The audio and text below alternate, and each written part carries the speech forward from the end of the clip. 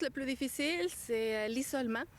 Quand on est immigrant, mais on laisse de côté toute notre richesse sociale, toute notre famille, nos amis, nos collègues de travail.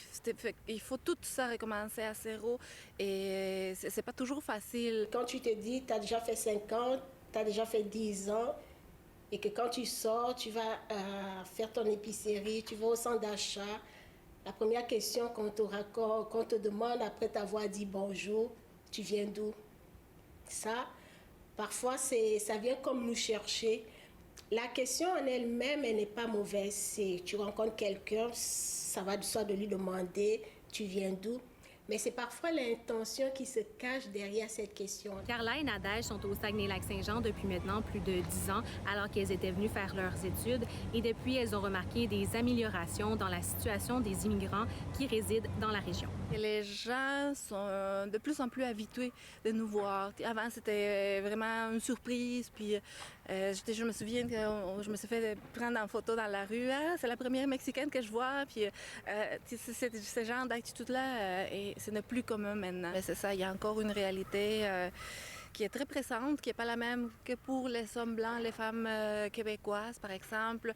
On note que les femmes immigrantes sont souvent, environ 50% des femmes immigrantes à l'emploi sont surqualifiées pour le poste qu'elles s'occupent. Il y a des comités qui sont mis en place au Saguenay-Lac-Saint-Jean justement pour mieux accompagner ces étudiants-là, pour mieux garantir leur transition vers le marché de l'emploi.